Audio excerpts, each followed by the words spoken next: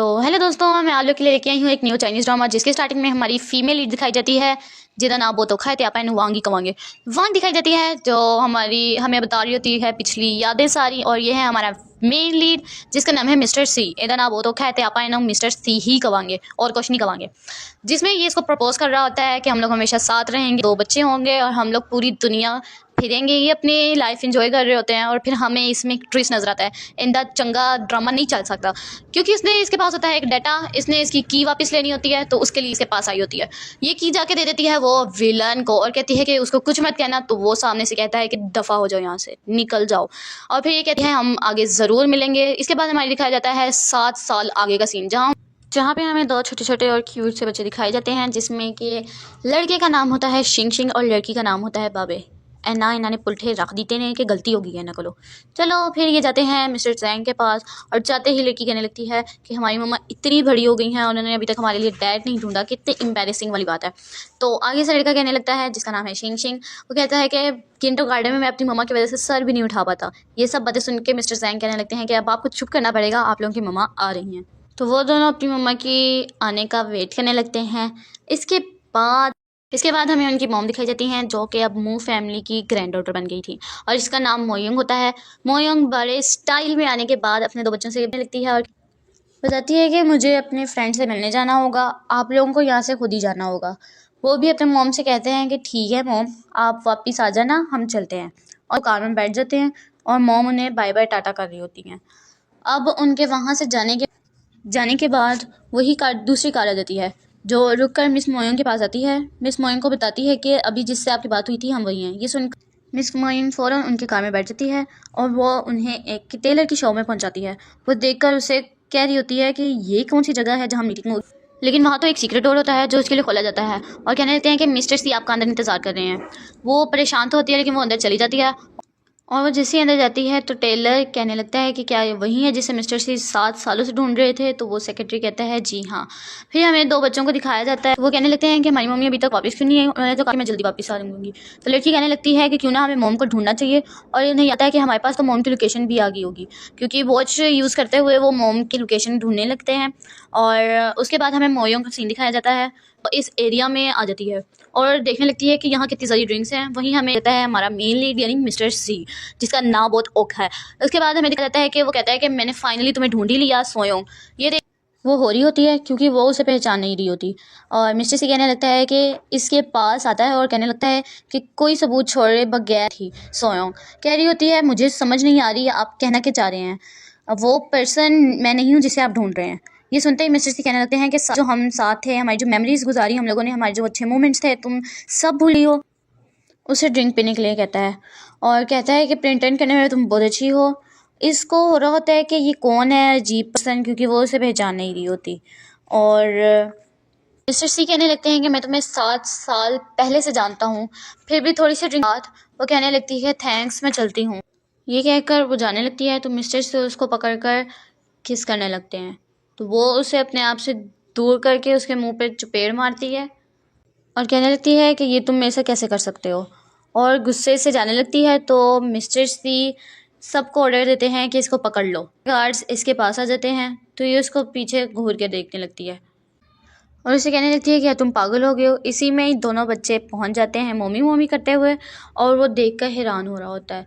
और वो दोनों चले जाते हैं अपने डैडी के पास भी डैडी डैडी करते हुए और वो उन्हें रोकती ही रह जाती है। और वो कहते हैं क्या ये तुम्हारे बच्चे हैं और ये सच में तुम्हारे हैं। और वो उसको जवाब देने लगती है कि ये तुम्हारा बिजनेस नहीं है, ये मेरा पर्सनल बिजनेस है। इसके बाद उसको शक होने लगता है कि क्या ये मेरे बच्चे हैं। इसके बाद वो उसको पूछने लगता है कि तुम लोग की एज क्या है और वो कहते हैं कि 6। इससे उसे और शक पैदा होता है। अपने बच्चों को वापस बुला रही होती है मोयोंग लेकिन वो नहीं आते वापस। वो कहते हैं कि हमें डैडी के पास रहना है। तो वो कहने लगती है कि ये तुम्हारे डैड नहीं। तो वो वापस आ जाते हैं और कहते हैं कि मेरे डैड नहीं। और मिस्टर सी भी उन्हें देख रहा होता है क्या सच में मैं नहीं हूँ। तो मोयोंग कहे कि हाँ तुम सच में नहीं हो और मैं क्या यहाँ से जा सकती। तो वो जब वहाँ से जाने लगती है तो सामने गार्ड आ जाते हैं जो कि उसने पहले ऑर्डर दिया था उस वजह से। तो वो देखने लगती है तो खूरियाँ डालने लगती है। और फिर उसके बाद मिस्टर सी कहते हैं कि जाने दो इसको। तो सारे गार्ड साइड पे हो जाते हैं और वो अपने दोनों बच्चों को लेकर जाने लगती है। उसके जाने के बाद उसका सेक्रेटरी आता है और वो अपने सेक्रेटरी देख के सबको जाने का ऑर्डर कर देता है। और वो उससे पूछने लगता है कि मैंने तुम्हें जो कहा था, तो वो कहता है हाँ जी, मैंने उसकी सारी इन्फॉर्मेशन निकाली। वो अभी लास्ट मंथ ही अब से वापस आई है चाइना, और वो दोनों बच्चों की सिंगल मॉम है, अभी सिंगल है, अभी तक शादी नहीं हुई। और कहने लगता है कि उसका 7 साल पहले का मौजूद नहीं है। ये सुनकर वो उसको कहता है कि उसके बारे में और इन्फॉर्मेशन निकालने की कोशिश करो, और वो वहाँ से सेक्रेटरी चला जाता है। और वो सोचने लगता है कि 7 साल पहले ऐसा क्या हुआ है सोयोंग के साथ जो वो मुझे भूल गई है, या वो भूलने का नाटक कर रही है। अब उसके बाद हमें मोयोंग दिखाई जाती है, जो उठ के किचन की तरफ जा रही होती है और साथ ही साथ अपने बच्चों से बातें कर रही होती है वॉच के थ्रू। और वो पूछ रही होती है कि तुम लोग की स्कूल से छुट्टी हो गई है क्या, तुम लोग वापस आ रहे हो ना घर। तो वो कहने लगते हैं कि जी मॉम, हम आ रहे हैं, हम लोग रास्ते में ही। और वो स्माइल करने लगती है और सुकून से पानी पीने लगती है। और अभी ये पानी पी ही रही होती है कि डोर पर, और वो डोर खोलने जा रही होती है तो वो कहने लगती है कि मेरे बच्चों, क्या तुम लोग फिर से पासवर्ड भूल गए। लेकिन वो और कोई नहीं होता बल्कि मिस्टर सी ही होते हैं। और वो हैरान होकर होती है कि तुम, और वो उससे कोई बात नहीं करता बल्कि उसके घर के अंदर डायरेक्ट एंड जाता है। और वो कहने लगती है कि इस तरह तुम में कैसे आ सकते हो, दफ़ा हो जाओ यहाँ से। तो जो उसने गिलास पानी का पीकर रखा होता है उसमें से पानी पीने लगता है, तो वो उसको कहती है कि ये मेरा पानी है, लेकिन वो फिर भी नहीं रुकता, उसे पानी पीने लगता है। और ये देखकर उसे और गुस्सा आ रहा होता है और वो कहने लगती है कि ये सब इलीगल होता है। तो वो कहता है ओ अच्छा, इलीगल होता है तो क्या मैं पुलिस को कॉल करूँ तुम्हारे लिए। तो उसे याद आता है कि मेरे बच्चे तो वापस घर आने वाले हैं। तो वो कहती है कि यहाँ से निकल जाओ इससे पहले कि मेरे बच्चे आ जाएं और वो कुछ बुरा समझ लें। उसकी ये बात सुनकर वो टेबल पर पड़े हुई बच्चों की पिक को देने लगता है और कहने लगता है कि ये मेरे बच्चे हैं ना। तो वापस से मोयोंग कहने लगती है कि ये तुम्हारे बच्चे कैसे हो सकते हैं। ये सुनकर मिस्टर सी गुस्से से उठते हैं और कहने लगते हैं कि 7 साल पहले तुम कोई सबूत छोड़े कहाँ गायब हो गई थी, तुम्हें इसको एक्सप्लेन करना चाहिए। तो वो कहने लगती है कि मुझे क्या पता कि तुम किस बारे में बात कर रहे हो, मैं वो नहीं हूँ जिसे तुम ढूंढ रहे हो। तो वो कहता है अच्छा, और उसकी एक बाजू से शर्ट उतार देता है और देख और कहता है कि तुम्हारा टैटू कहाँ है, क्योंकि मीन के तो यहाँ पे टैटू था। और वो फिर उससे पूछने लग जाता है कि तुम्हारा टैटू कहाँ है। तो वो ये सुनकर उसके मुंह पे चुपेड़ मारने लगती है, लेकिन वो फिर भी उसे नहीं छोड़ता और कहने लगती है कि अगर तुमने इस तरह की हरकत की तो मैं पुलिस को बुला लूँगी। अभी ये धमकी दे ही रही होती है कि पीछे से दोनों बच्चे आ जाते हैं। तो वो अपनी आंखें बंद कर लेते हैं, लेकिन बाबे कहने लगती है कि मुझे ये देखने दो। अब दोनों बच्चे उन्हें देखने लगते हैं और शिंग शिंग कहने लगता है कि शायद हमें अपने पापा लगे हैं। तो मोयोंग उसके पास भाग के जाती है, लेकिन दोनों बच्चे तो अपने डैड के पास जाना चाहते हैं, जिसमें से बाबे तो पहुंच भी जाती है। तो वो उसे प्यार करने लगता है और क्यूट कहता है। तो शिंग शिंग उससे उसकी एज पूछने लगता है, हमारी मॉम चाहिए, हमारी मॉम भी सिंगल हैं और उन्होंने ओवरसीज से अपने मॉम की सारी डिटेल दे के वो भी उसके पास चला जाता है और दोनों से हो जाता है। तो फ़ौरन मोयोंग अपने आईडी कार्ड और अपना आती है और कहने लगती है कि मैं वो नहीं हूँ जिसे तुम ढूंढ रहे हो, मैं मोयोंग। और वो कहने लगती है कि मैं तुम्हें दिलाऊं कि मैं वो नहीं हूँ जिसे तुम ढूंढ रहे हो, लेकिन वो कहने लगता है कि तुम हो, और वो कहने लगती है। इस तरह ये बहस करने लग जाते हैं। तो भाभी अपनी मॉम के पास जाती है और कहने लगती है डाउन, इस तरह लड़ने से कुछ भी नहीं होगा। तो ये सुनकर कहती है कि मैं तुम्हें क्या ये कह सकती हूँ कि तुम अपना कोई स्कैम करा कर आए हो और जलील कर रहे हो, क्या तुम यहाँ से जा सकते हो। तो वो कहने लगता है कि मैं अभी तो हमारी मुलाकात होती रहेगी क्योंकि हम पड़ोसी बन चुके हैं। ये सुनने लगती है और दोनों बच्चे खुश हो जाते हैं और उसके पास भाग के और उनसे प्यार लेने लगते हैं।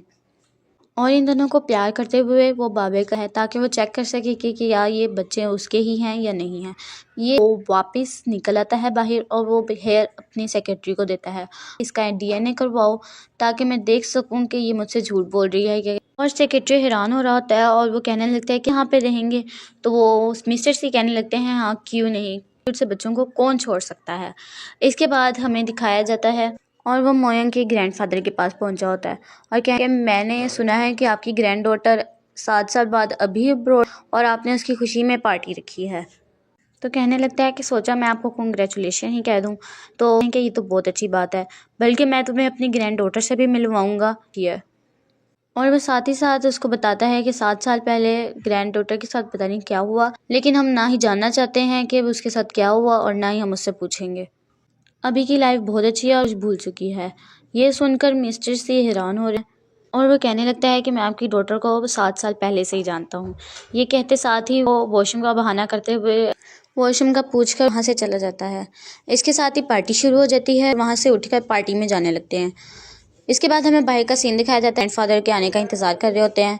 ग्रैंडफादर के आने के साथ साथ उनकी बेटी और मोइन भी अपने दोनों बच्चों के साथ सबके सामने आ जाती है। इस सब के साथ ग्रैंडफादर कहने लगते हैं कि मैं आप लोगों को आज 2 चीज़ें बताना एक ये कि मेरी बेटी ने एक सिंगल लाइफ गुजारी है और अपने इन 2 तरीके से पाला है।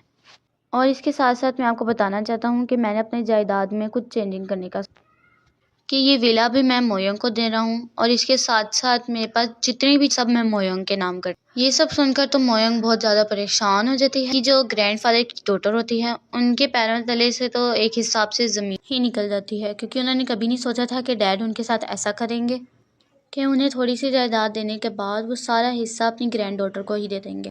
और वो डैड को कहने लगते हैं कि आपको हमसे बात कर लेनी चाहिए थी। तो डैड कहते हैं कि मैं तुमसे इस बारे में क्यों पूछता, कि जो मैंने करना है वो मैं कर ही लूँ। इसके बाद उसकी ग्रैंड डॉटर उसके पास कहती है कि ग्रैंडफादर मुझे पता है कि आप मोयोंग से ज़्यादा प्यार करते हैं, लेकिन आपने ये सब इतना अचानक कर दिया। तो ग्रैंडफादर मेरा जो दिल किया मैंने कर दिया। इसके बाद वो अपने ग्रैंड चाइल्ड से प्यार और उन्हें अपने साथ ले जाते हैं। और इस सब के बाद जब मोयोंग यहाँ से जाने लगती है तो इसकी आंटी से आवाज़ देकर रोक लेती हैं यहीं। और वहीं पे उसकी कज़न आके उसको बातें सुनाने लगती है कि तुम 2 बच्चों को ऐसे ही ले आई जिसके बाप के बारे में तुम्हें नहीं पता, कि तुम्हें शर्म नहीं आती ये सब बातें करते हुए। तो मोयोंग इसका जवाब देती है कि तुम मेरे बारे में जो मर्जी बोलो, लेकिन तुम मेरे बच्चों के बारे में इस तरह की घटिया लफ्ज़ कैसे यूज़ कर सकती हो। तो वो कहती है क्या तुम मुझे मारोगी। तो वो कहती है इस तरह की वैसे रिक्वेस्ट किसी ने की नहीं, लेकिन तुम कहती हो तो मैं तुम्हें मार ही देती हूँ। तो वो उसको रख के थप्पड़ मारती है और सारे लोग देखने लग जाते हैं। और वो अपना मज़े से थप्पड़ मार के जा रही होती है तो वो पीछे से ड्रिंक फेंकने लगते हैं। यहाँ पे आ जाता है हमारा अचानक से हीरो। कैसे आ जाता है तो मैंने ऐसा समझ नहीं आती, लेकिन चलो वो पहचान जाते हैं कि यार हमने ये क्या हरकत कर दी, हमें माफ़ी मांगनी पड़ेगी, ये बहुत बड़ा नुकसान कर दिया हम लोगों ने। टेंशन ले रहे होते हैं तो मिस्टर सी कहते हैं कि ये सिर्फ मेरी है और इस बात को जहन में बिठा लो। यही कह के वो कहता है कि यार तुम अभी तक समझी नहीं अपने आप को किस तरह बचाना है, किस तरह अपने आप को सेल्फ डिफेंस करना है। वो भी चुपचाप उसके साथ चली जाती है। और उसके बाद हमें दिखाया जाता है कि वो उसको साइड पे लेके जाके कहता है कि तुम मूव फैमिली की डॉटर हो और तुम्हें इस तरह बुली होना अच्छा नहीं लगता। और पीछे से उसका सेक्रेटरी बॉस कहता हुआ आ जाता है और वो परेशान हो जाता है कि यार ये तो मैं गलत टाइम पे आ गई, यहाँ पे इनकी मीटिंग हो रही थी। और वो मिस्टर सी उसको घूर के देखने लग जाता है ये तुमने क्या किया। लेकिन वो कहता है नहीं नहीं बॉस, बहुत इंपॉर्टेंट काम था आपका, बहुत इंपॉर्टेंट काम था। आपने जो अपने 2 बच्चों के डीएनए के लिए चीज़ भेजी थी, टेस्ट करवाया था, वो उसका नेगेटिव रिपोर्ट आई है, वो दोनों आपके बच्चे नहीं हैं। वो परेशान हो जाता है कि वो मेरे बच्चे कैसे नहीं हो सकते। वो अपनी पिछली मेमोरीज याद करता है और कहता है कि हम लोग तो आपस में बहुत खुश थे, हमेशा रोमांस करते रहते थे। और वो अपनी इमेजिनेशन में इस टाइम मोयोंग को किस कर रहा होता है और वो अचानक से उठता है कि यार नहीं नहीं ये तो मैं इमेजिनेशन कर रहा था और ऐसा कुछ भी नहीं है। और मोयोंग दिखाई जाती है कि वो अपना सारा रिफ्रेश वगैरह हो रही होती है, अपना मास्क लगा रही होती है और सोच रही होती है कि मिस्टर सी खीर कौन लगता है मेरा, वो इतना अच्छा ख्याल क्यों रख रहा था और ये क्यों कहता सबके सामने कि मैं सिर्फ उसकी हूँ। और फिर दिखाया जाता है कि वो काम पे जा रही होती है, पीछे से 2 बच्चे आते हैं, कहते हैं मोम क्या आप काम पे जा रही हैं। तो वो कहती हैं हाँ जी बेटा मुझे बेस्ट ऑफ लक कहें क्योंकि मैं काम पे जा रही हूँ और दरवाज़ा अच्छे से बंद कर लेना और लॉक लगा लेना ताकि कोई गैर आ ना सके। तो वो कहते हैं ओके मोम, और जाके अंदर लॉक लगा लेते हैं। तो जैसे ही मुड़ती है तो आगे से फिर प्रकट हो गया साडा है मेन लीड, पता नहीं कित्थों आ जाता है। वो कहते हैं कि तुम सच में हमारी नेबरहुड में आ गई। इधर उधर देखने लग जाती है कि उसका घर है कौन सा, तो पता लगता है उसके बिल्कुल ही साथ वाला घर उसका है। तो ये देख के वो जाने लगती है तो हमारा मेन लीड भी उसको कुछ नहीं कहता, चलो कदे तो ऐ होया वरना तो हमेशा ही सारे रोक देने।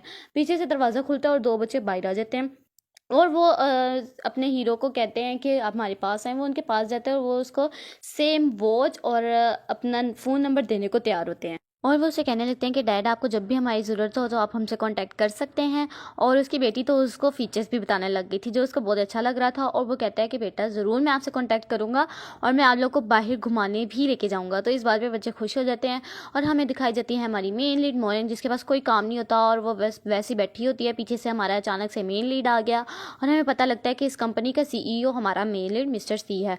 तो वो यहाँ से भागने की करती है, लेकिन पीछे से हमारे मेन लीड का सेक्रेटरी आ जाता है और वो कहता है कि इसको ले जाओ बोर्ड। तो वो कहता है इसको भला कौन सी देनी है पोजीशन। तो वो कहता है कि कौन सी पोजीशन चाहिए। तो वो अपना प्रोफेशन बताने लगती है। तो हमारा मिस्टर सी यानी मेन लीड वो कहने लगता है कि इसको डायरेक्टर की जॉब दे दो। और वो कहता है तुम्हें प्रमोट किया जाता है। और वो कहती है क्या मुझे प्रमोशन मिल गया? और वो कहने लगते हैं क्या मैं तुम्हारी एक्स की जैसी दिख रही है, तुमने इस वजह से तो नहीं दिया मुझे प्रमोशन? तो वो कहते लगता है कि नहीं, इस वजह से नहीं दिया। तो वो सोचने लगती है कहीं इसको मुझसे प्यार ही ना हो जाए, और जाके उसकी पिक्चर जैसा एक्शन करती है और वो उसको देखता ही रह जाता है। इसके बाद वो यहाँ से चले जाते हैं। फिर हमें एक क्लब का सीन दिखाया जाता है जहाँ पे वो सारे कुलीग्स के साथ इंजॉय कर रही होती है। वहाँ से एक एम्प्लॉय आता है और कहता है कि आप अगर इस कंपनी में आई हैं तो आपको एक ट्रिक आनी चाहिए। वो कहते हैं कौन सी? तो वो डांस करने लगता है, तो उसके साथ 2-3 लड़कियाँ और डांस करने लगती हैं और ये भी इसके साथ डांस करने आ जाती है। ऊपर से मिस्टर सी देख रहे होते हैं, हमारा एक लौता मेन लीड, और वो फिर अपने ख्यालों में खो जाता है कि वो उसको आंख मारी और वो उसको देखने लग जाता है। और थोड़ी देर बाद ही उसका पैर मुड़ जाता है। ला दे नज़र साड़ी मेन लीड, ला दे। लो ऐदा हो गया एक्सीडेंट, पता नहीं किवें इन्हों दे एक्सीडेंट हो जाने रे।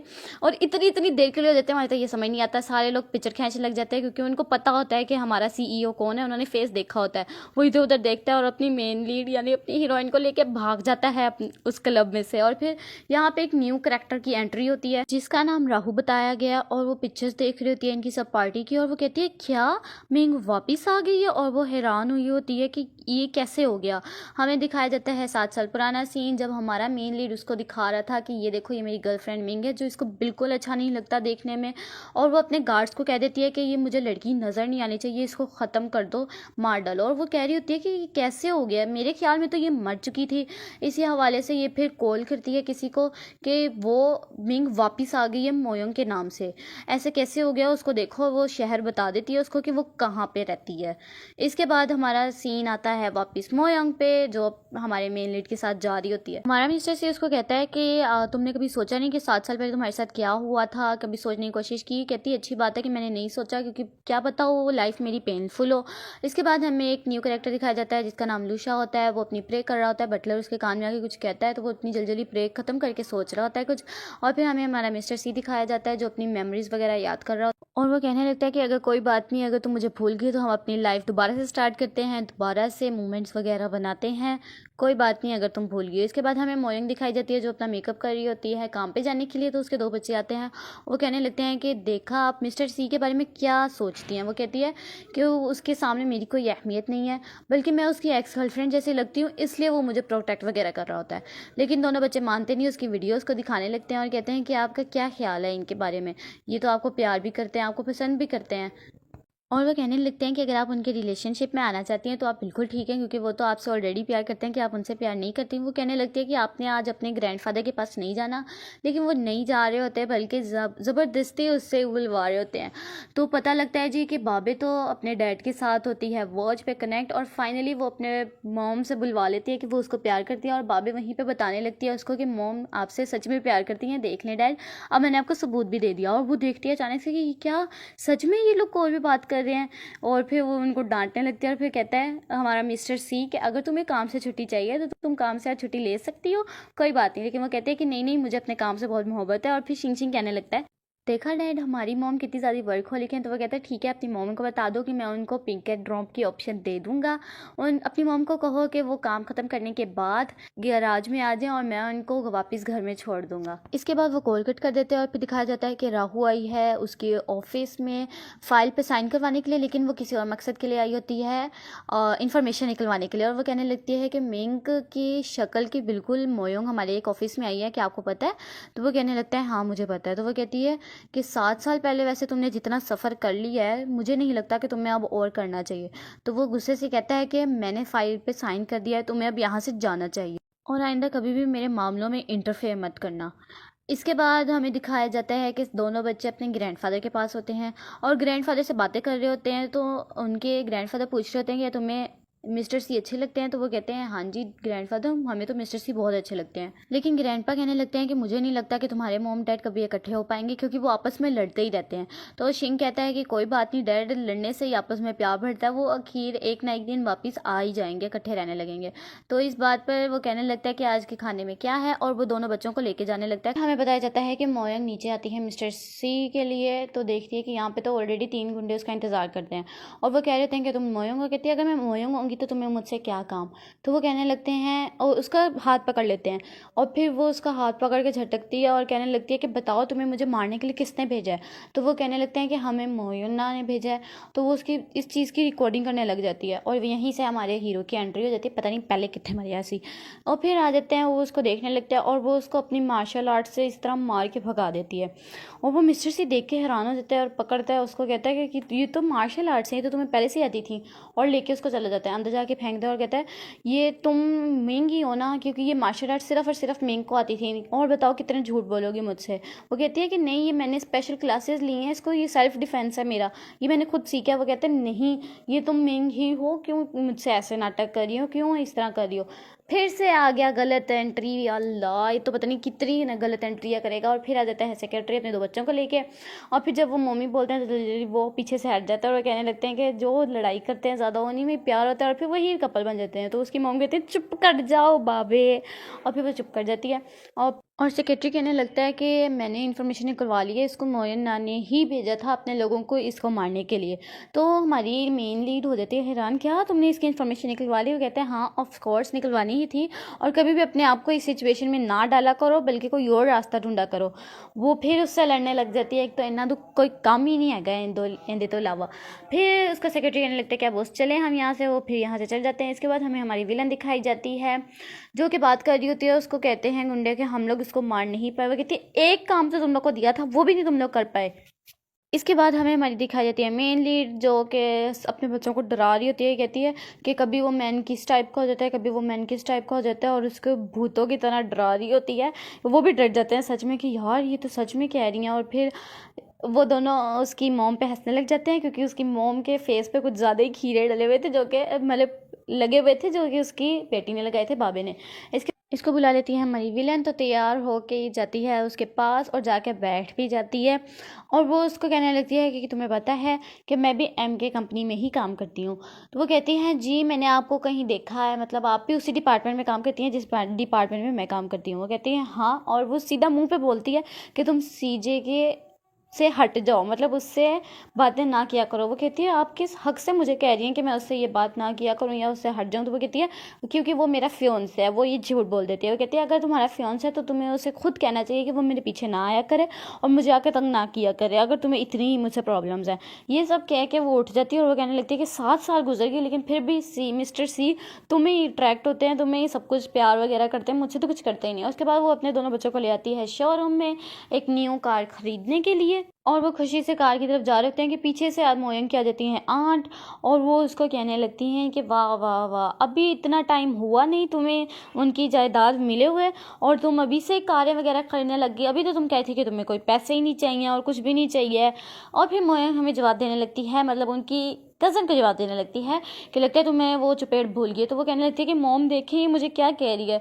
तो फिर मोम कहने लगती है ओ हो बेटा, अगर तुम्हें पैसे चाहिए हो तो तुम मुझसे बात करना, मैं तुम्हें पैसे दूंगी। वो कहती है चलो ठीक है, आप मुझे यहाँ से फिर कोई एक कार खरीद दें।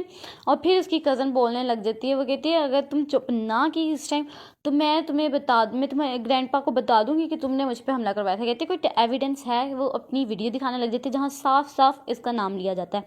तो वो कहती है अगर तुम तमीज़ से शरीफ से अगर मेरे साथ रहोगी, अच्छा बिहेव करोगी तो मैं ये ग्रैंडपा को नहीं दिखाऊंगी, नहीं तो मैं ये ग्रैंडपा को दिखा दूंगी। फिर वो भड़क उठती है, उसको मारने लगती है कि पीछे से ही हमारा मेन लीड आ जाता है और बच्चे कहने लगते हैं कि वाह डैड क्या आप सच में आ गए हैं, क्योंकि इन्होंने ही उसको कॉल करके बुलाया होता है। और फिर वो कहने लगते हैं कि डैड हमने आपको इसलिए बुलाया ताकि आप इनको अपना रियल चेहरा दिखा सकें। तो वो कहने लगता है कि मैंने तुम्हें मना भी किया था कि इसको बुली ना करना, तुमने फिर इसको बुली करने लग गई हो। वो कहने लगती है कि नहीं नहीं मैं तो नहीं उसको तंग कर रही थी, और उसके सामने मासूम बनने लगती है, लेकिन मिस्टर सी को पता है कि उसकी असलियत क्या है। और फिर वो जाने लगते हैं वहाँ से, और उसने अपने दोनों बच्चों को अपने पास खड़ा किया हुआ था मिस्टर सी ने। इसके बाद वेटिंग एरिया का टाइम दिखाया जाता है कि ये लोग आपस में बातें वगैरह कर रहे हैं। एक लड़की आती है और कहने लगती है कि आपको मिस्टर एक्स की तरफ से कुछ मिला है। तो वो कहने लगती है मिस्टर एक्स, मैं तो नहीं उसको जानती। तो वो भी हमारा मेन लीड भी देख रहा होता है कि हैं मिस्टर एक्स कौन है, इसको किसकी तरफ से गिफ्ट आया। तो इसके दोनों बच्चे कहने लगते हैं कि शायद मोम अब्रॉड में आपको कितने लोग अप्रोच करते थे, शायद उनमें से किसी ने नाम चेंज करके आपको गिफ्ट भेजा हो, आप देख लें, आप याद करने की कोशिश करें। और फिर कहता है हमारा मेन लीड क्या ऐसे किसी का गिफ्ट नहीं लेना चाहिए। वो कहती है हाँ चलें मुझे ये नहीं चाहिए, और वो भी रिलैक्स होकर जा रहा होता है हमारा मेन लीड। लेकिन वैसे ही हमारा मतलब कि क्यूट सा शिंग शिंग कहने लगता है कि मॉम आपको पता है ना कि मैं कोडिंग के ज़रिए से पैसे कमाता हूँ, मैं ही मिस्टर एक्स हूँ, ये मेरा गिफ्ट है, आपको ये गिफ्ट मेरे डैड के सामने ही लेना होगा। वो कहती है ठीक है, और फिर वो फ़ौरन कहने लगती है कि हाँ चलो ठीक है, मैं इस गिफ्ट को एक्सेप्ट करती हूँ। और हमारा मेन लीड फुल गुस्से में आता है, जेलसी में। वो कहने लगता है ऐसे तुम्हें किसी का गिफ्ट नहीं लेना चाहिए। वो कहती है नहीं नहीं, मुझे याद आ गया कि ये कौन है और मैं इसको जानती हूँ और मुझे ये गिफ्ट चाहिए, वैसे भी फ्री का ही है। और वो गुस्से से ड्रिंक रखता है और कहने लगता है कि मेरे बच्चों अगर तुम्हें मेरी ज़रूरत हो कहीं पे भी तो मुझे कॉल कर लेना। वो कहने लगते हैं ओके डैडी, हमें जब भी होगी हम आपको बुला लेंगे। वो गुस्से से जाने लगता है और वहीं पे हमारी मेन लीड खुश होने लगती है, कहती है चलो शुक्रिया बच्चों, तुम्हारी वजह से अब मैं कुछ दिन सुख के रह पाऊंगी, वरना तो ये हर जगह मेरे साथ साथ आता है। और फिर वो लोग यहाँ से जाने लगते हैं कारे देखने के लिए। उसके बाद सीधा ही सीन आता है मेन लीड पे, जो कि अपने सेक्रेटरी को कह रहा होता है कि मिस्टर एक्स की ज़रा निकालो तो सही इन्फॉर्मेशन, ये कौन है जो शोरूम से डायरेक्ट गाड़ी खरीद के उसको दे रहा है। और वहीं पे इसकी मोम आ जाती हैं फुल शदीद गुस्से में और कहने लगता है कि मोम आपको क्या इतना नहीं मैनर्स, क्या आप डोर नॉक करके आए। वो उसको पे गुस्सा करने लगती है कि क्या तुम उसी लड़की को वापस लेके आना चाहते हो जो तुम्हें 7 साल पहले छोड़ के चली गई थी। माना वो तुम्हारी शक्ल उसकी जैसी शक्ल की है उसके, लेकिन 2 बच्चे भी हैं, उसको नहीं मानो। तो वो कहने लगता है कि मोम मैं तो उसी का ही लूँगा। और फिर वो रोने का नाटक करने लग जाती है। तो वो कहता है मोम ये प्रिटेंड करना बंद करें। तो वो कहती है हाँ वैसे मैं भी क्यों रोऊँ, मैं प्रिटेंड नहीं करती अब। वो कहने लगता है कि मोम मैं तो उसी को ही लूँगा, चलिए बताएं आप क्या कर सकती हैं, मैं कुछ वो कर लूँगा। वो कहते हैं ब्लाइंड डेट पे जाओ। वो कहते हैं नहीं मैंने नहीं ब्लाइंड डेट पे जाना। तो उसका बच्ची का मैसेज आता है कि डैड ग्रैंडपा मॉम को ब्लाइंड डेट पे भेज रहे हैं और क्या पता हो उन्हें वहाँ पे कोई नया मैन मिल जाए या खुश हो जाए, वो उनसे शादी कर लें। आपको या तो ये ब्लाइंड डेट रोकनी पड़ेगी या तो कुछ करना पड़ेगा। तो वो अपनी मॉम को कहता है मॉम मैं आपकी बात से राज़ी हूँ, मैं ब्लाइंड डेट पे चले जाऊँगा। वो दोनों हैरान हो जाते हैं और फिर कहती है अब भी जाओ यहाँ से। तो वो जाने लगता है। बाद हमें उसकी मॉम दिखाई जाती है जो अपना फुल गेटअप बदल के उसी रेस्टोरेंट में आई होती हैं जहाँ उसने सीजे को भेजा होता है। यहीं पे भागे भागे 2 बच्चे उसके पास आते हैं और वो बहुत खुश होने लग जाती हैं क्योंकि ये 2 बच्चे और कोई नहीं बल्कि बाबी और शिंग शिंग ही होते हैं। और वो कहने लगते हैं कि हेलो आंट, और वो इसी बात में खुश हो जाती है क्योंकि ये एज उसकी ग्रैंडपा वाली थी और वो बनी उसको कह रहे थे आंट, तो वो खुश होने लगती है इस बात से। लेकिन वो जब बैठती है ऑर्डर करने के लिए तो उसको वेटर कह देता है ग्रैंडमा। तो वो इसी बात से बहुत ज़्यादा गुस्सा हो जाती है और इसी बात पे ही वो दोनों बच्चे वहाँ से चले जाते हैं। और फिर वो वहाँ पे अपने लिए जूस ऑर्डर करती है और बिल्कुल ही उसके आगे बैठा होता है सीजे और उसको देख रही होती है। वैसे ही उसको देख रही होती है कि वो सही तरह डेट कर रहा है कि नहीं, और वैसे ही सीजे उसके पीछे देखता है क्योंकि उसको शक हो रहा था कि मेरी मोम पीछे आई है। लेकिन वो फ़ौरन अपना मुँह छुपा लेती है और साथ ही टेबल पर बैठी होती है हमारी मेन लीड मो योंग, जो कि अपनी डेट के पास बैठी होती है और उसको मालूम होता है कि उसके साथ बैठा हुआ है सीजे। और वो अपने पूरा गेटअप वगैरह चेंज करके विग वगैरह लगा के अपनी पूरी मतलब जो भी है ना सब चेंज करके आई होती है और उसको जेलस करने के लिए उससे इतने प्यार से बात करती है और उसका लिप ग्लॉस कहती है कि मुझे लगाओ। तो वो भी जेलसी में कहता है लड़की को कि तुम्हारे पास अगर कोई लिपस्टिक है तो मुझे दो, मैं भी तुम्हें लगाऊंगा। तो वो भी उसको देने लग जाती है क्योंकि वो भी उसको सीजे अच्छा लगने लग जाता है। तो वो उसको लगाने लगता है, लेकिन वो जेलसी में सिर्फ और सिर्फ हमारी मेन लीड मोयों को ही देख रहा था। और उसकी मोम तो इसी बात में खुश हो जाती है कि वाह यार क्या बेटा है मेरा। और फिर इसी बात पे उसका पेट दर्द होने लग जाता है और वो वॉशरूम के लिए वहाँ से चली जाती है। और जब उसको बुलाती है लड़की के इधर देखो, और वो देखने लगता है वो ये मैंने क्या कर दिया, लेकिन लड़की को कुछ भी नहीं पता होता। वो बैठ जाती है आराम से खुश हो के। वहीं पे आते हैं हमारे दोनों क्यूट क्यूट से बच्चे मी शिंग शिंग और बाबे उसको पापा पापा कहते हुए। तो वो कहते हैं क्या ये दोनों तुम्हारे बच्चे हैं? कहते हैं हाँ हमारे, ये मेरी 2 बच्चे हैं। और वो कहने लगते हैं जी हमारी तो मम्मी भी है। वो इसी बात से फुल शदीद गुस्सा होकर वहाँ से चली जाती है।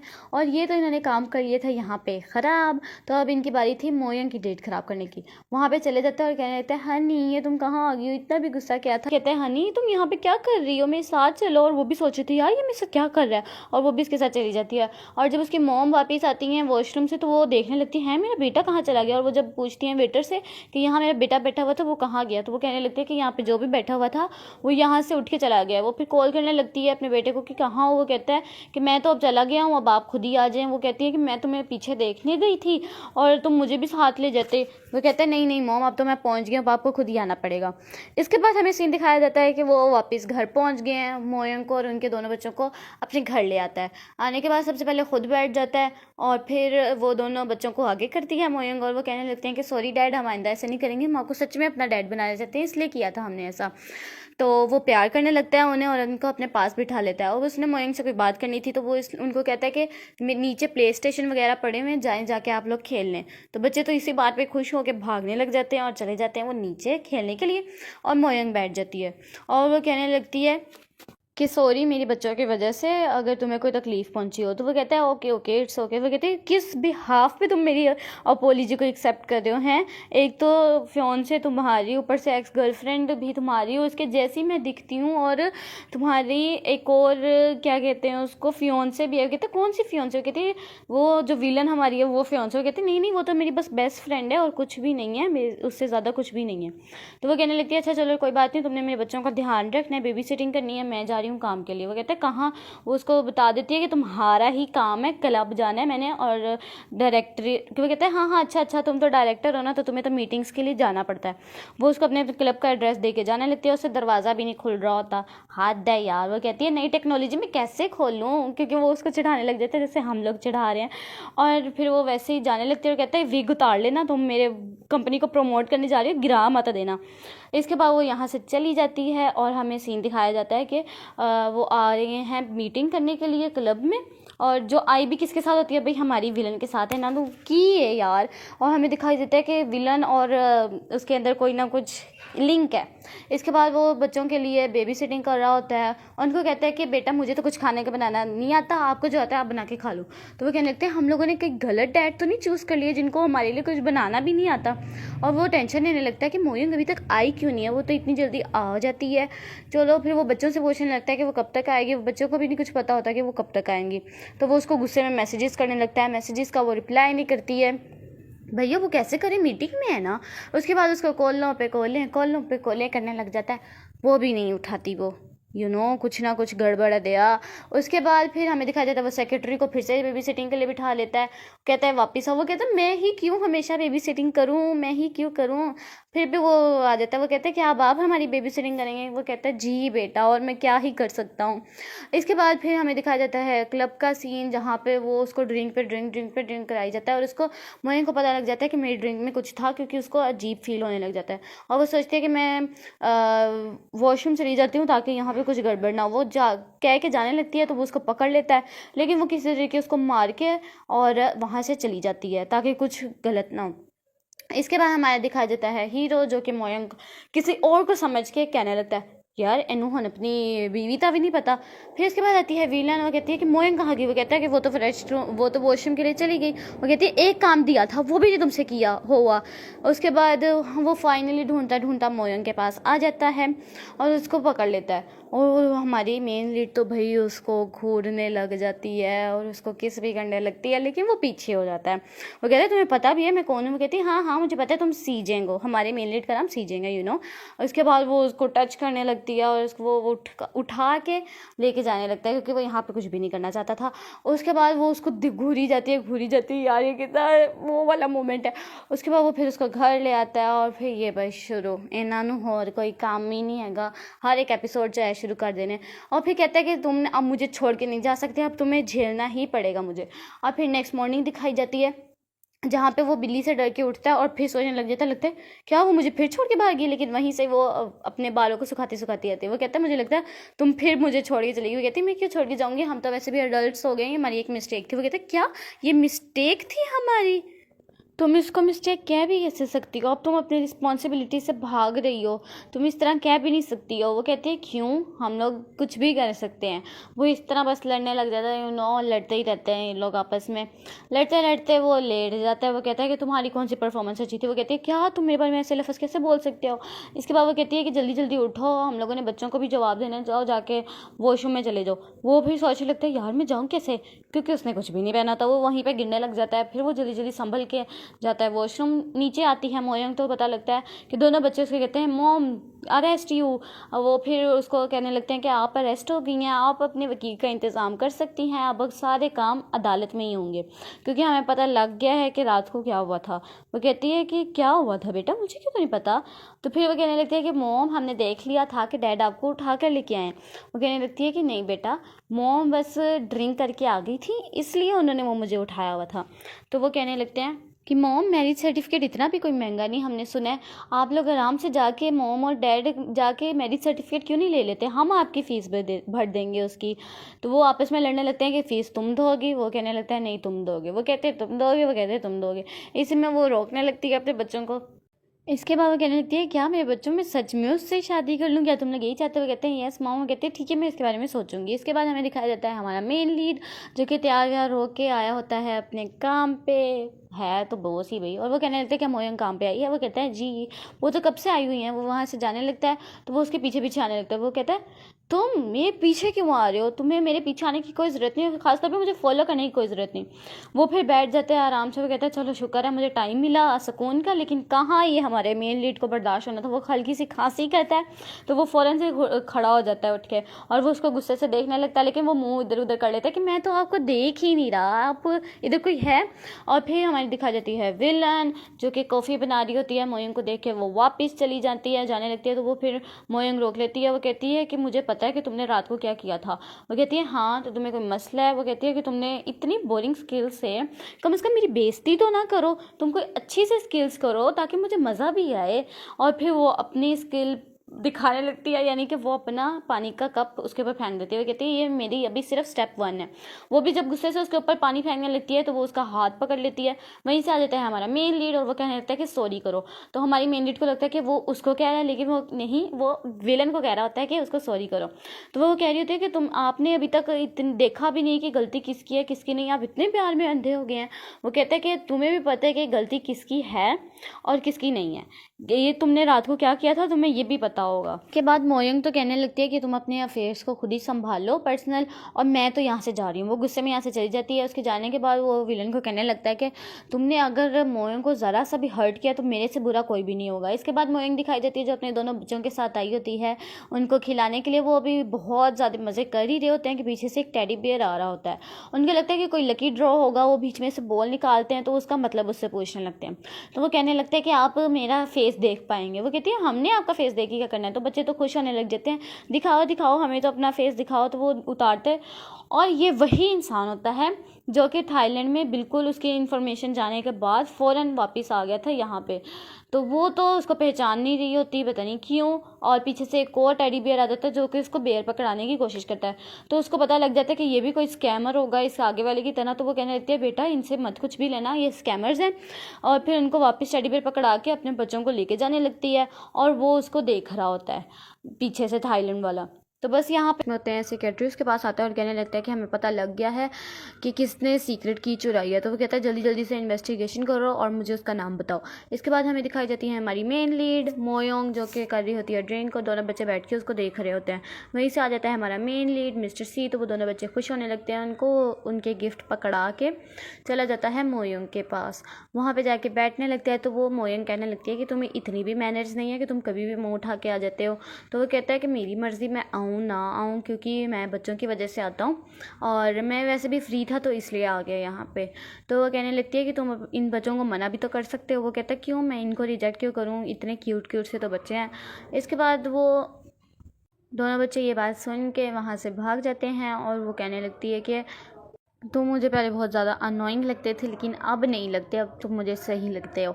इसके बाद वो ड्रिंक करने लगती है। फिर हमें दिखा जाते हैं हमें विलन्स की एंट्री। वाह, लूशा और गूशा, वाह क्या नेम सेम सेम है। और वो कहने लगती है कि क्या तुम सिर्फ मोयंग के लिए आए हो? कहता हाँ मैं भी तो आया हूँ, और तुम भी तो 7 सालों से मिस्टर सी के पीछे लगी हुई है, तुमने अभी तक उसको लिया? ये कहकर वो उसकी मुँह बोलती बंद करवा देता है। और वो भी उसको कहने लगती है कि वो तुम्हें जानती ही नहीं क्योंकि उसकी याददाश्त ख़त्म हो गई है। इसके बाद हमें दिखाया जाता है कि वो उस जो की उसने दी थी वो इसने ला के दी थी हमारी विलन ने, लूशाओ ने। और वो कहने लगती है कि 7 साल पहले मैंने तुम्हें की ला के दी थी, मोयंग ने तो तुम्हें गलत की ला के दी थी। इसके बाद वो उसको चेयर्स करने लगती है और वो दोनों चेयर्स करके ड्रिंक पीने लगते हैं। और मोयंग यहाँ पे जब न्यू ड्रिंक लेने लगती है तो सी जिंग उसको रोक देता है, और वो कहने लगती है कि मुझे क्यों रोक रहे हो, मुझे पी लेने दो। इसके बाद जी बस सब आप खुद ही समझ जाइए क्या करते रहते हैं, वो ड्रामा चलाने ही देते, ऊपर से फिर इसके पीछे आ जाते हैं बच्चे। और वो कहने लगते हैं कि मोम अब क्या कर रही थी, वो तो मानने को तैयार ही नहीं थी, वो कुछ कर रही थी। वो कहती है नहीं नहीं बेटा हम चलते हैं अंदर चलते हैं। वो उसको अंदर लेके चली जाती है उसके घर, और मोयंग मिस्टर सी भी यहाँ से चला जाता है। इसके बाद हमें दिखाया जाता है थाईलैंड वाला वो बंदा। उसके बाद फिर यहाँ पे हमें दिखाया जाता है कि मिस्टर सी फुल तेज़ गाने लगा के डांस कर रहे होते हैं, जिससे मोयंग बहुत ज़्यादा गुस्सा कर रही होती है। वो चिल्ला के बोल रही होती है कि गाने बंद कर दो गाने बंद कर दो, लेकिन उसकी तक आवाज़ नहीं जाती। जब जाती है तो वो देख कर डर जाता है, हाय अल्लाह ये क्या है। फिर उसको वो कहती है गाने बंद करो, मैंने सुबह उठ के कहीं जाना है और अभी मुझे सोने दो। इसके बाद फिर वो जल्दी जल्दी जाता है और गाना बंद करने, अब वो उससे डर गया था। उसके बाद उसने जाना भी किसके पास होता है, अपनी कज़न के पास, जो कि सीधे मुंह बात नहीं करती। उसके पास आती है और वो कहने लगती है कि तुम सीधी सीधी बात करो। वो कहती है कि मैंने तुम्हें यहाँ पे भी पानी में फेंक देना है और तुम्हें मार डालना है, तुम्हें मछलियों का खाना बना देना है और तुम्हारी सारी प्रॉपर्टी मैंने खुद ले लेनी है। इसके बाद वो कहने लगती है ओह अच्छा, तुम ऐसे कर सकती हो। इसके बाद वो दो बंदों को बुलाती है इसको फेंकने के लिए और हमें पता लगता है जी यहाँ पे मोयों को पानी से डर लगता है। इसके बाद वो गुंडों को कहती है हो यार, एक मिनट मेरा बैग पकड़ना, ये बहुत ज़्यादा भारी है। ये कह के वो अपना बैग उनको पकड़वा देती है और इसके बाद वो जाते साथ ही अपनी कज़न के विग उतार देती है आगे से बैंग्स, और वो डरने लग जाती है। वो ही तुमने क्या किया, रोने लग जाती है। और वो दोनों देखने लगता है ओ हो ये कितनी ज़्यादा मतलब वो है अनोइंग और कितनी ज़्यादा गंदी है। वो कहती है ये देखो ज़रा। उसके बाद उसको वो मार गिरा के जाने लगती है यहाँ से। हमारा सीजन फिर वहाँ पे पहुँच जाता है जब वो सब कुछ ख़त्म हो गया। वाह। वो कहने लगता है कि तुम्हें पानी से डर लगता था क्योंकि मिंग को भी लगता है, तो तुम इस तरह के ख़तरों में ना आया करो, और ख़ासतौर पे रात को। वो कहती है कि डर तो हर एक को ही लगता है और मुझे भी पानी से लगता है और भी चीज़ों से लगता है, तो मुझे हमेशा उससे क्यों कंपेयर करते रहते हो। ये कह के वो फिर जाने लगती है और हमें दिखाया जाता है कि विलन इनके पीछे ही खड़ी हुई है, लूशा या। और वो देख रही है तो वो कहती है कि हाँ 7 सालों से किसके पीछे पड़ा हुआ है जो इसको याद भी नहीं रखती, जो कि इसको भूल चुकी है। उसके बाद उसका सेक्रेटरी उसको कह रहा होता है कि चले आए मैं आपको छोड़ आता हूँ। वो कहती है नहीं मैं खुद ही चली जाऊँगी। उसके बाद वो यहाँ से चली जाती है और सेक्रेटरी उसको समझाने लग जाता है कि कोई बात नहीं, हौसला रखें। उसके बाद लूशा दिखाई जाती है जो कि बहुत ज़्यादा गुस्सा कर रही होती है कि वो 7 सालों तक अभी तक उसे ही प्यार करता है और इसके पास देखता भी नहीं, इसको अपनी बेस्ट फ्रेंड मानता है। इसके बाद दिखाई देता है हमारा मेन लीड जो कि सोच रहा होता है कि किसने हमारी की चुराई थी, और वो कहने लगता है कि अब मैं थाईलैंड खुद जाऊंगा कि जिसने मेरी की चुराई है उससे देखने के लिए। लेकिन अब वो सेक्रेटरी होने लगता है कि मैंने नहीं जाना था थाईलैंड, लेकिन मैं सिर्फ और सिर्फ आपकी वजह से जा रहा हूँ, मेरा बिल्कुल भी दिल नहीं है जाने को। वो कहता है कि अगर तुमने नहीं जाना तो कोई बात नहीं, मैं खुद ही चला जाऊँगा, तुम छुट्टी ले सकते हो उस दिन की। यार ये इतना अच्छा भी हो सकता है भला, क्योंकि सेक्रेटरी को जलील करके रखा हुआ है। इसके बाद दिखाया जाता है कि हमारी मोयोंग को बुलाया होता है लूशा ने। वो कहने लगती है कि दोबारा काम करो, और वो कहने लगती है कि मैंने पहले ही अपना सारा काम कंप्लीट कर दिया। वो कहती है अगर उसको दोबारा तुम रीड कर लोगी तो इससे क्या हो जाएगा। वो कहती है कि अपने पर्सनल अफेयर्स तो यहाँ पे ना करो, पर्सनल इश्यूज़ की वजह से यहाँ पे तो मुझे जलील ना करो। तो वो कहने लगती है कि वैसे भी लूशा सिर्फ मिंग से प्यार करता है, तुमसे नहीं, और वैसे भी तुम सिर्फ उसके जैसी लगती हो। तो वो कहने लगती है कि चलो ठीक है, मैं तो फिर उसके जैसे लगती हूँ, लेकिन तुम्हारा क्या रोल है उसके अंदर। इस बात पे उसको गुस्सा आने लग जाता है, उसके पास कोई जवाब नहीं होता। वो तो फुल एटीट्यूड में अपने बाहर आ जाती है उसको वहीं पे छोड़ के, और यहाँ पे देख रहे होते हैं कि यहाँ पे बहुत ज़्यादा बारिश हो रही होती है, और वो सोचने लगती है कि अब मैं क्या करूँ। तो यहीं से वो अम्ब्रेला पकड़ के एक लड़का आ रहा होता है और ये अपना अम्ब्रेला बंद करता है उसके पास आके, और कहने लगता है कि हमारी दोबारा मुलाकात होगी। तो वो पहचान लेती है कि हाँ तुम तो वही हो ना जो टेडी बियर के अंदर थे। वो कहने लगता है हाँ, और मेरा नाम गुशाओ है। और फिर वो कहने लगता है कि वो कहती है कि हमारी कंपनी के बाहर तुम्हारा क्या काम। वो कहने लगता है कि मैंने इस कंपनी में कुछ इन्वेस्ट वगैरह किया है, इसमें मेरा काम है इसलिए। और वो अपनी राइड को उसको कहता है कि आज हम सारे इकट्ठे चलते हैं। वो कहती है नहीं मैं नहीं जा सकती। उसके बाद वो अपना अम्ब्रेला उसको ऑफ़र करता है, वो खुशी से ले लेती है, और जिस तरह वो बाय करके जा रही होती है तो वो याद करने लगता है कि 7 साल पहले भी उसने इसी तरह ही उसको बाय किया था और इस वजह से वो उसको प्यार करने लगा था। और कहने लगता है कि मैं तुम्हें किसी भी तरीके से ले लूँगा और मैं मेक श्योर करूँगा कि तुम्हारी पिछली सारी याददाश्त वापस आ जाए। इसके बाद जी हमें दिखाई देता है कि वो दोबारा अपना दूसरा अम्ब्रेला खोलता और आ जाता है। इसके बाद देख रही होती है कि मोइंग देख रही होती है कि मिस्टर सी हैं या नहीं है। इसी तरह 2-3 दिन गुजर जाते हैं और वो उसको घर में नज़र नहीं आ रहा होता, और वो कहने लगती है कि क्या वो मुझे बिना गुड बाय करके चला गया, और क्या वो रिलेशन सिर्फ इतना रखना चाहता था। इसके बाद वो ये सब सोचते हुए हमें मिस्टर सी को दिखाया जाता है जो सेक्रेटरी उसको कह रहा होता है कि आप मिंग से प्यार करते हैं कि मोइंग से। वो कहता है कि मुझे पास्ट याद मत दिलाओ, हमें सिर्फ प्रेजेंट में जीना चाहिए। वो तो कहने लगता है कि आपको तो 2-2 क्यूट बच्चे भी मिल गए फ्री में ही, अगर मुझे ऐसे कोई मिलता तो मैं तो बहुत ज़्यादा खुश हो जाता।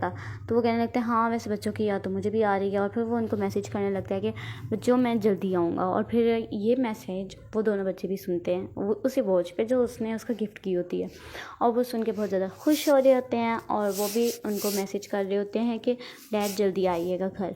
और बस इसी बात पे वो कहने सेक्रेटरी को दिखाया जाता है कि वो खूबसूरत लड़कियों को देख के अपना एक्सेंट ही बदल देता है, उसको हाय वगैरह इंग्लिश में बोल रहा था, यहीं पे उसका दिल टूट जाता है क्योंकि पीछे से उसका हस्बैंड आ जाता है और वो कहने लगता है कि ये तो मेरी बीवी है। इसके बाद चलो ठीक है, ये तो हुआ, दूसरी लड़की आ रही होती है खूबसूरत सी, उसको हाय कहने लगता है तो वो भी उसको आगे से हाय कहती है, लेकिन वो तो शीमेल होती है यहाँ पे भी उसका दिल टूट जाता है, यहाँ से वो जाने लगता है तो वो भी चुपचाप चला जाता है सेक्रेटरी। और फिर हमारा मिस्टर से उसको कहने लगता है कि जल्दी जल्दी से फ़्लाइट बुक करवाओ, मुझे अभी ही वापस जाना है। तो वो कहने लगता है कि अभी तो हम लोगों ने कल जो ज़रूरी काम करने थे वो कहाँ जाएंगे। हमें पता लगता है कि उसने शिन की वॉइस सुन ली है और वो इसी वजह से जाना चाहते हैं वापस। तो वो कहने लगता है कि मुझे नहीं पता, हम लोग वहाँ जाके ही सारी इन्वेस्टिगेशन करेंगे, मुझे वापस जाना है। तो पता लगता है कि वो वापस आ रहा होता है और वो दरवाज़ा खड़काता है तो कोई भी आगे से दरवाज़ा नहीं खोलता। तो सेक्रेटरी कह रहा होता है कि आप यहाँ पे अचानक से आ गए हैं और यहाँ पे कोई है भी नहीं, लेकिन फिर पीछे से आ जाते हैं वो दोनों क्यूट क्यूट से बच्चे जो दरवाज़ा खोल देते हैं। और वो कहने लगते हैं बड़ी उदासी में कि आप मोम को बिना गुड बाय करके चले गए थे, तो मोम ने कहा है कि आपकी एंट्री मना है। ये उदासी से कहते हुए वो दरवाज़ा बंद कर देते हैं और उसको अंदर आने का मौका भी नहीं देते। और ये देख के सेक्रेटरी भी हंसने लगता है कि ये आपकी इज्जत है। इसके बाद वो सोचने लगता है कि अब मैं क्या करूँ, और फिर उसको मैसेज आता है कि जिसको ये लोग ढूंढ रहे थे वो इसी के शहर में। तो वो कहने लगता है कि जल्दी जल्दी इन्वेस्टिगेशन करो, इसको जल्दी से जल्दी ढूंढना है। और फिर यही आराम से अपना बैठ के मैगजीन्स वगैरह पढ़ रही होती है तो पीछे सीजिंग आ जाता है। वो थोड़ी खांसी करके उसको बताने लगता है कि मैं पीछे आया हूँ। तो वो कहने लगती है कि तुम अंदर कैसे आए। तो वो कहने लगता है कि अब मैंने कहीं से तो अंदर आना था ना, क्योंकि ना तुम दरवाजे खोल रही हो ना किसी जगह से तुम मुझे अंदर आने दे रही हो, और शिंग और बाबे को भी तुमने भड़का दिया है मेरे बारे में, उन वो भी मेरे लिए दरवाज़ा नहीं खोल रहे। तो वो कहने लगती है हाँ तो तुम्हें बता के जाना चाहिए था ना, तुम इस तरह कैसे चले गए, अभी यहाँ से निकलो। वो जब उसको ज़बरदस्ती यहाँ से निकाल रही होती है तो वो देख लेता है वहाँ पे अम्ब्रेला पड़ा हुआ, और वो कहने लगता है कि किसका है। तो वो भी झूठ बोल देती है कि ये मिस्टर एक्स ने दिया था। तो वो कहने लगता है कि मिस्टर एक्स है कौन, ज़रा मुझे बताओगी। तो वो कहने लगती है वो तुमसे ज़्यादा लंबा, ज़्यादा खूबसूरत और ज़्यादा हैंडसम है। ये सुन के तो उसे कहाँ ही सुकून आना था, वो गुस्सा होकर बैठ जाता है और वही उसको वही वाला अम्ब्रेला दिखा के कहने लगती है यहाँ से निकल जाओ। इसके बाद वो कहने लगती है कि तुम मुझे बिना गुड बाय करके गए थे, तुम्हें अब सज़ा तो भुगतनी पड़ेगी। इसके बाद हमें दिखाई देती है उसकी मोम आ रही होती हैं, जो कि बच्चों को देख के उनकी आवाज़ सुन के बहुत ज़्यादा खुश हो रही होती हैं, पीछे होती हैं। तो अचानक से थोड़ी सी आवाज़ हो जाती है तो बाबे और शिंग कहने लगते हैं कि अरेस्ट हो जाएँ, आपको हमने देख लिया, जल्दी से बाहर आएँ, कौन है।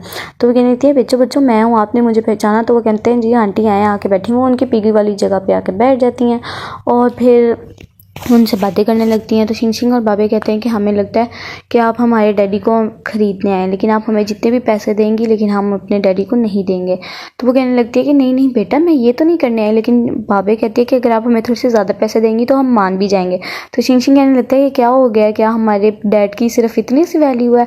इसके बाद कहने लगती है नहीं नहीं बेटा, मैं खुद आप लोगों के साथ हूँ, मैं खुद उनके रिश्ते को आगे बढ़ाना चाहती हूँ। इसके बाद ये लोग यहाँ से बातें कर रहे होते हैं कि यही हम लोग अपनी मोम को किस तरह फंसाएं या फिर किस तरह उनको बनाएं। इसके बाद दिखाया जाता है सेक्रेटरी और सीजिंग बैठा होता है ऑफिस में, जो कि बातें कर रहे होते हैं। और सेक्रेटरी पूछते हैं कि आप मोयोंग को पसंद करते हैं कि वो मिंग जैसी दिखती है उससे। वो कहने लगता है कि मैं मोयोंग को पसंद करता हूँ। इसके बाद हमें दिखाया जाता है कि उसकी मोम अंदर आ जाती हैं और वो अपनी मोम को कहने लगता है कि मोम आपने दरवाज़ा भी नहीं खड़काया, ये मैनर्स नहीं होते हैं, और बिना नोक के आप अंदर आ गए। वो कहती है मैं अपने ही बेटे के ऑफिस में बिना नोक करके क्यों आऊँ। इसके बाद वो दिखाने लगती है 2 पिक्चर्स जो कि होती हैं शिंग और सीजेंग की बचपन की। वो कहने लगती है कि, और वो भी सेक्रेटरी भी डर के चला जाता है कि हीर क्या लेके आई है। दिखाया जाता है कि शिंग और सीजिंग दोनों मिक्स मतलब कि सेम होते हैं बचपन में। तो वो कहने लगती है कि तुम दोनों इतने सेम कैसे हो सकते हो, ऐसा क्या रिलेशन था, क्या तुम क्या किया था तुमने ऐसा। मुझे पता है कि तुम 7 साल पहले भी इसी लड़की के साथ थे, ये जो मर्जी हो गया फिर वो उसकी तरह दिखती हो, तुमने कुछ तो किया। मैं तो चाहती हूँ कि यही मेरे बच्चे आएँ, यही मैं इनकी ग्रैंड वो बनूँ, ग्रैंड मदर, और यही मेरे बच्चे हैं और मैंने जो चीज़ें अपने बच्चों को देनी है वो मैं इनको दूँ। इसके बाद जी हमें दिखाया जाता है कि वो ये कह के अपने रोने का नाटक शुरू कर देती हैं। इसके बाद वो कहने लगता है कि हमें कहीं जाना। वो कहने लगते हैं नहीं मुझे तुमसे बात करनी है। वो कहने लगता है कि नहीं मुझे बच्चों को बेबी सिट करना है। तो वो कहने लगते हैं तुम्हारा सेक्रेटरी है ना इस चीज़ के लिए, बेचारे सेक्रेटरी फिर फंस गया, चेहरा देखो ज़रा उसका। तो वो कहने लगता है नहीं, मैंने अपने बच्चों को खुद ही बेबी सिट करना है। वहाँ कहते हैं नहीं, सेक्रेटरी ही करेगा। इसके बाद दिखाया जाता है कि मोयोंग अपनी लिपस्टिक वगैरह लगा रही होती है, मिरर में देख के पीछे से सीजिंग आ जाता है, तो वो फ़ौरन से उठ के जाने लगती है। तो उसको सीजिंग रोक देता है और कहने लगता है कि तुम कहाँ जा रही हो और तुम मुझे माफ़ क्यों नहीं कर देती, मैंने तुम्हें बस वैसे ही गुड बाय नहीं बोला था। उसके बाद कहने लगती है कि तुम्हारे साथ मुझे जाना थोड़ा अनकंफर्टेबल लगता है, मुझे सेफ़ नहीं लगता। और वो कहने लगता है क्या मतलब, मेरे साथ जाना तुम्हें सेफ़ नहीं लगता है, मैं ही तो तुम्हें सेफ़ली पहुंचाऊंगा। इसके बाद वो उसको ज़बरदस्ती पकड़ के लेके जाने लगता है कार में। और यहाँ पे यही बात हो रही है कि मैं पिक एंड ड्रॉप देता हूँ तुम्हें और ये सब कुछ करता हूँ। इसके बाद वो ज़बरदस्ती उसको खींच के उसी की कार में लेके जाता है और फिर वो कहने लगता है कि मुझे जान गया हूँ कि मिस्टर एक्स कौन है और उसी ने तुम्हें अम्ब्रेला दी थी और उसी ने तुम्हें ये वाली कार दी है। तो वो कहने लगती है कि हाँ तुम्हें क्या हो रहा है, वो मुझे परस्यू कर रहा है। तो वो कहने लगता है कि हाँ ज़रूर इस तरह ही होगा। और फिर वो कहने लगती है कि तुम जेलस हो रहे हो। वो कहता है मैं भी तुम्हें इस तरह की कार ख़रीद के दे सकता हूँ इतनी ज़्यादा। इसके बाद वो यही बातें कर रहे होते हैं तो वो ब्रेक लगाने लगता है अचानक से, तो वो ब्रेक नहीं लग रही होती और हमें पता लगता है कि यहाँ पर ये ब्रेक किसी ने फेल कर दी थी। और वो अपने सेक्रेटरी को बता रहा होता है कि मैं इस वाले हॉस्पिटल में हूँ और जल्दी आओ। और सेक्रेटरी बहुत ज़्यादा हैरान हो रहा होता है और लेकिन कैमरे में देख के कहता है कि ये मेरा बॉस है जो कि अपनी गर्लफ्रेंड को पाने के लिए कुछ भी करता है।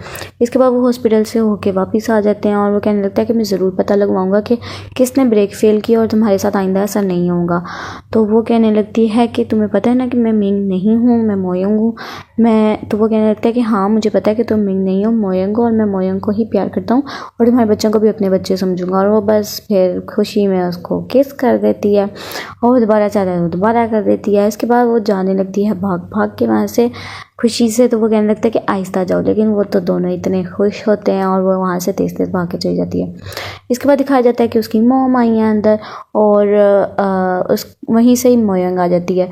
तो वो उसको भी टेंशन ले रही होती है कि तुम्हें चोटें लगी हैं, तुम लोगों को किस तरह चोटें लग गई हैं। तो वो अपनी मॉम को बिठाता है और सामने मोयोंग बैठ जाती है। तो वो कहने लगती है कि तुम्हें ज़्यादा चोट वगैरह तो नहीं लगी कहीं से।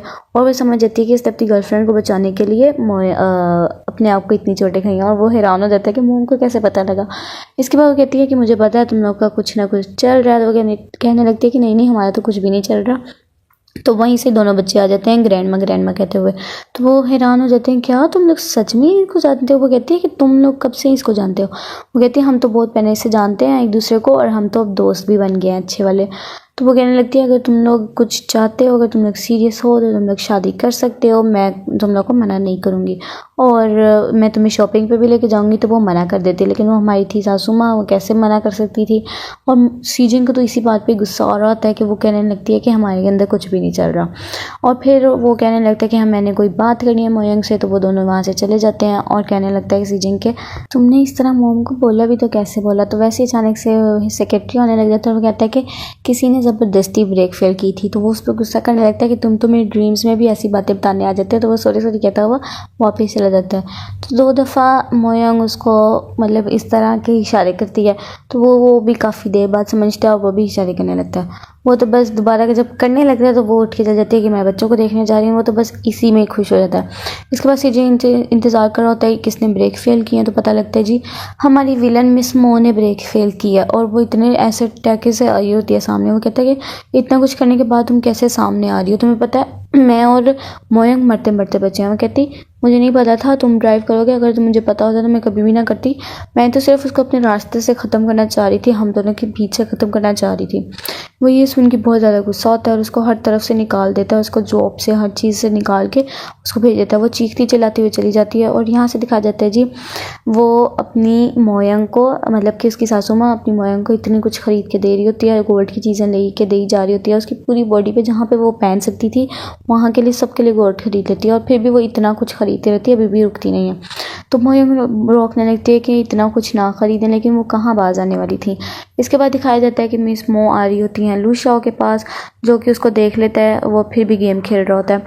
इसके बाद वो जाता है ड्रिंक बनाने और वो कहने लगती है तुमने जो भी कहा था मैंने वो आज तक किया। उसके बाद वो उसको टेबल पे बिठाता है और बस कुछ होने ही वाला था तो वो उसको गर्दन से पकड़ लेता है और कहने लगता है कि तुमने मोयोंग की कार फेल की तो की कैसे, तुम्हें पता नहीं कि वो मेरी है, उसको अगर कोई खरोच भी आई तो मैं तुम्हें ज़िंदा दफन कर दूंगा। इसके बाद वो यहाँ से उसको भगा देता है। दोनों ने भगा दिया यार, कहीं पे इज्जत नहीं है। इसके बाद वो मोयंग को कॉल करने लगता है मिस्टर सी कि मेरी तबीयत बहुत ज़्यादा ख़राब हो रही है, क्या तुम मेरे पास आ सकती हो? तो वो कहने लगती है हाँ हाँ मैं आ रही हूँ, मैं बस तुम्हारे दरवाजे के बाहर ही हूँ। तो वो जल्दी जल्दी मोबाइल रख कैसे होने लगता है जैसे उसकी तबीयत सच में ख़राब है। तो मोयंग आराम से आ रही होती है कि जल्दी जल्दी के उसकी तबीयत ख़राब है, आया होता है कि मेरी तबीयत नहीं ठीक। तो वो कहने लगती है बताओ क्या हुआ है, मुझे कहाँ दर्द हो रहा है? तो वो हाथ रख के बताता है कि मेरे दिल में दर्द हो रहा है।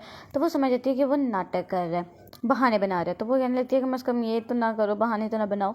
इसके बाद वो कहने लगता है उसको, उससे किस मांगने लगता है। तो वो आगे से टोए आगे कर देती है और उसको मना कर देती है। तो वो कहने लगता है कि तुम मेरी फैमिली से मिल गई हो, मेरी दादी और मेरी मामा सबसे मिल गई हो, तो तुम्हें कैसे लगे? तो वो कहने लगती है कि हाँ तुम्हारी मॉम अच्छी तो हैं वैसे। तो वो कहने लगता है हमारे बारे में क्या सोच रही हो? तो तुम्हें कहती है तुम्हें वर्क हार्ड करना पड़ेगा। इसके बाद वो वहाँ से चल जाती है और फिर उस टॉय को वो घिस करके साइड पर रख देता है और फिर वो सोचने लगता है कि हाँ ठीक है मुझे वर्क हार्ड करना पड़ेगा और मैं करूँगा। इसके बाद हमें दिखाया जाता है कि मोयंग अपने बच्चों को कॉल करके कहने लगती है कि आप लोगों ने पढ़ना है, अपना काम करना है, आप लोगों ने शो ड्रामास नहीं देखते हैं। ये कहते कहते वो बाहर आने लगती है तो लूशा वो बाहर खड़ा होता है। तो वो उसको कहने लगता है कि डिनर पे चलें या फिर नहीं लंच पे चलें। तो वो कहने लगती है कि मैंने तुम्हें पहले ही रिजेक्ट कर दिया है, तुम क्यों बार बार पीछे आ रहे हो? तो वो कहने लगता है कि तुमने मेरे खाने को रिजेक्ट नहीं किया, तुमने मुझे रिजेक्ट किया। तो ये कहने के बाद वो अपनी कार खोल लेता है, कार का दरवाज़ा। तो वो भी उसके अंदर बैठ जाती है और जाने लगती है उसके साथ। इसके बाद दिखाया जाता है कि सीजिंग होता है बच्चों के साथ और बच्चे कहने लगते हैं कि डैड आपने मॉम और डैड के बारे में क्या सोचा, यानी आपने हमारे डैड बनने के बारे में? तो वो कहने लगता है कि हाँ बेटा ज़रूर मैं वर्क हार्ड करूँगा और बनूंगा आप लोगों का। तो वो कहने लगते हैं कि आपको क्या मेरी मॉम की पसंद नापसंद का पता है? और यहीं से हमें दिखाया जाता है कि वो दोनों स्टॉल पे आए होते हैं। उसको तो बहुत अजीब लग रहा होता है क्योंकि वो तो कभी नहीं आया था। वो कहते हैं क्या तुम कभी भी नहीं आए इधर, यही तो मज़ा होता है। और वो मज़े से इधर उधर खेल रही होती है, खा रही होती है, पी रही होती है और वो सूंघ रही होती है और खा रही होती है खाना। तो वो कहने लगता है कि इस खाने का टेस्ट थाई खाने जैसा नहीं? तो वो कहने लगती है कि नहीं तो ऐसा तो नहीं, थाई का टेस्ट थोड़ा अजीब होता है। वो कहता है सोचो ज़रा दोबारा। तो वो कहने लगती है हाँ हाँ ये तो थाई जैसा ही लग रहा है, तुमने कहा है तो मुझे लग रहा है कि वैसा ही टेस्ट है। इसके बाद वो कहने लगते हैं कि नहीं, सीजन कहने लगता है कि तुम लोग को पता है कि मिस्टर एक्स कौन है? तो वो कहने लगते हैं हाँ जी डैड हमें तो पता है, हम लोग उनसे मिलते भी रहते हैं और वो मोम के बहुत ज़्यादा क्लोज है। तो वो कहते हैं क्या ऐसा कौन है मिस्टर एक्स कि जिनसे तुम लोग मिलते भी रहते हो? तो वो बच्चे कहने लगते हैं कि डैड क्या आपने सच में अच्छे से जानना है कि मिस्टर एक्स कौन है? तो वो कहने लगते हैं हाँ हाँ बेटा क्यों नहीं, मैं तो जानूंगा ना। तो वो कहने लगते हैं कि डैड मिस्टर एक्स बहुत ज़्यादा, मैं आपको क्या बताऊँ, मिस्टर एक्स शिंग शिंग है। तो वो कहने लगता है क्या तुम्हें कोडिंग भी आती है? तो वो कहने लगता है हाँ ये मुझे अपने डैड से मिला है बायोलॉजिकली। तो मुझे अगर मेमोरी ना गई होती मेरी मॉम की तो मुझे पता लग जाता है कि मेरे बायोलॉजिकल डैड कौन है। तो वो कहने लगते हैं कि कोई बात नहीं, हम लोग इसलिए चाहते हैं कि जल्दी जल्दी आप लोग शादी कर लें, हमें अपने डैड नहीं चाहिए वापस जो हमारे बायोलॉजिकल हैं, क्योंकि वो उन्होंने 7 सालों तक हमें ढूंढने की भी कोशिश नहीं की। हम आपको पूरा सपोर्ट करेंगे, आप मामा के पास जाएँ। तो वो कहने लगते हैं कि मॉम अभी बिजनेस ट्रिप पे गई हैं तो आपको चाहिए कि आप उनके पीछे जाएं, आप तो बिल्कुल भी रोमांटिक नहीं हैं। ये सुनने के बाद वो फ़ौरन भाग जाता है, यानी उसकी लेवल की बेइज्जती कर दी। उसके बाद फिर वो जाने लगता है तो सेक्रेटरी को कॉल करते हैं बच्चे और कहने लगते हैं कि आपको हमें बेबी सिट करने आना पड़ेगा क्योंकि घर में कोई भी नहीं है। तो वो बेचारा क्या ही करता है, उसको मजबूरी में जाना ही पड़ता है, किस पे गुस्सा नहीं खाता वो। इसके बाद वो कहता है कि मैं तुम्हें परस्यू करना चाहता हूँ लूशा और तुम्हें प्रपोज करना चाहता हूँ। तो वो कहने लगते हैं कि नहीं नहीं, मैंने तुम्हें पहले भी रिजेक्ट किया था और अब भी करती हूँ और मैं वैसे भी किसी और को लाइक करती हूँ। पहले मैं उसको लाइक करती थी लेकिन इतना नहीं, क्योंकि वो बार बार कहने लग जाता था कि मैं उसकी गर्लफ्रेंड जैसी लगती हूँ। लेकिन अब मुझे लग रहा है कि नहीं, उसका प्यार करने का इजहार करने का मतलब तरीका अलग था। इसके बाद उसको वहाँ से रिजेक्ट कर देती है दोबारा, लेकिन वो कहता है कि नहीं मैं फिर भी परस्यू करूँगा। इसके बाद उसकी कॉल आ जाती है मिस्टर सी की और वो उसको दिखाते हुए उठाती है उस कॉल को और उस पर बात करने लगती है। तो वो कहने लगता है कि तुम कहाँ पे हो? तो वो कहने लगती है अगर तुमने ढूंढना है तो ढूंढ लो, मैं तो किसी लड़के के साथ डेट पे हूँ। तो वो कहता है अच्छा जी। तो वो होता तो वैसे उसके पीछे ही है लेकिन उसने देखा नहीं होता, लेकिन जब देख लेता है तो फिर उसके पास आ रहा होता है और आके फ़ौरन खड़ा हो जाता है वहाँ पे उसके पीछे। कहता है ये लो मैंने तो ढूंढ लिया, तुम कौन हो? तो वो कहने लगता है मेरा नाम लू है। तो वो कहता है इतनी मुश्किल से तो मैंने जाना कि मिस्टर एक्स कौन, अब ये लू कौन आ गया?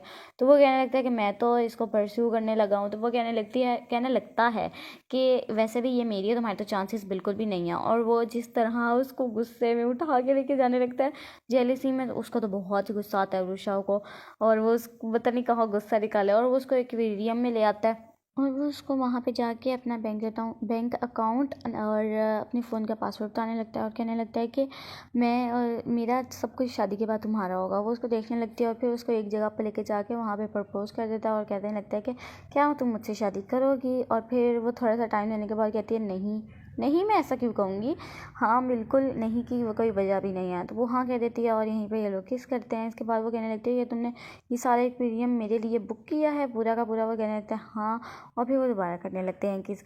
इसके बाद हमें दिखाया जाता है कि जिनकी शादी की तैयारियाँ ज़ोरों शोर पे हैं और उसकी सासू माँ बहुत ज़्यादा खुश हैं इस बात से कि वो लोग शादी करने लगते हैं और वो येलो पिगी पे ही जाकर बैठती हैं। हालांकि वहाँ पर बहुत ज़्यादा चेयर्स होती हैं, लेकिन वो कहती है कि नहीं, मैंने यहीं बैठना है। और कहने लगती है कि मेरी दोस्त ने कहा था कि उसके घर बच्चे आने वाले हैं खेलने के लिए, लेकिन मेरे खुद के तो दो बच्चे हैं, मैं और मेरे पोता पोती हैं। इसके बाद हमें दिखाया जाता है कि लूशाओ के पास सेक्रेटरी आता है और उसको बताने लगता है कि उन दोनों की शादी होने वाली है। और वो गुस्से में आ जाता है और कहता है कि मिस्टर सी हमेशा मुझसे आगे क्यों होते हैं।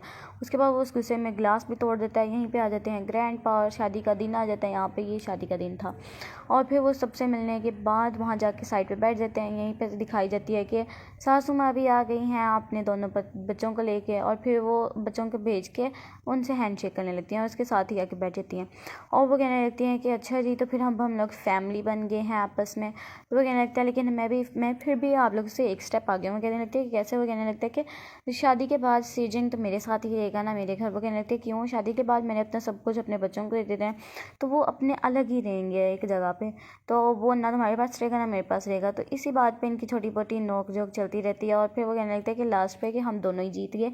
वो इस बात को एक्सेप्ट कर लेते हैं।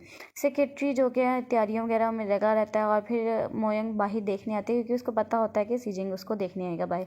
और जब वो देखने आता है तो जल्दी दरवाज़ा बंद कर देती है। सीजिंग दरवाज़ा खड़काता है तो वो कहती है कौन। वो कहता है तुम्हारा होने वाला हस्बैंड। तो वो कहती है कि मैं दरवाज़ा नहीं खोल सकती। वो कहता है कि नहीं खोलो, मैंने तुम्हें देखना है कि तुम किस तरह लग रही हो। वो कहती है कि शादी से पहले दुल्हन को नहीं देखा जाता तो मैं नहीं खोल सकती, इस तरह बुरा माना जाता है। तो वो सेक्रेटरी आ जाता है पीछे से और कहता है कि आपको स्टेज पे बुलाया जा रहा है आपकी स्पीच के लिए। तो वो यहाँ पे चुपचाप कह के चला जाता है कि चलो ठीक है, मेरा इंतज़ार करना, मतलब मैं बाहर इंतज़ार करूँगा। तो वो मोयंग बाहर निकल के देखती है क्या सच में ये चला गया। यहाँ पे वो हो जाती है उदास और यहाँ पे फिर इसकी एंट्री हो रही होती है। एंट्री में वो आ रही होती है चल के, मतलब कि उसकी एंट्री बहुत अच्छे से हो रही होती है ना यानी। और फिर पीछे से दिखाया जाता है जुलूस आ गया। यार क्या इतना अच्छा सीन है, बर्बाद कर दिया। क्लैपिंग करते करते सारे लोग उसकी तरफ देख रहे होते हैं क्योंकि वो क्लैपिंग करके आ रहा होता है और वो कहने लगता है कि मुबारक हो आपको शादी। तो वो कहने लगते हैं कि लूशा तुम यहाँ पे क्या कर रहे हो। तो वो कहने लगता है कि इतनी मेन शादी हो रही है और मैं ना हूँ। तो वो कहने लगता है मिस्टर सी कि मेरी कम से कम शादी आके बर्बाद तो ना करो यहाँ पे। तो सारे सेक्रेटरी खड़ा हो जाता है तो सारे आधे से ज़्यादा लोग खड़े रहते हैं। इसके पास आता है लूशा मोयंग के पास और कहने लगता है कि तुम्हारा बेटा मेरे पास है, अगर तुम्हें तुम्हारा बेटा चाहिए तो तुम्हें मेरे पास आना होगा अकेले। और थाई स्टाइल में वो उसको अलविदा कह के वहाँ से चला जाता है और मोयंग वहीं पे खड़ी रह जाती है और उसको कुछ मेमोरी पीछे से रिकॉल हो रही होती है कि उसको कुछ याद आ रहा है। और यहीं पे मिस्टर सी भागा होता है और वो कहने लगता है कि क्या हुआ है, कि कुछ वो कह के गया। तो वो कहने लगती है कि तुम्हें मेरा इंतज़ार करना होगा और ब्राइड वहाँ से भाग जाती है।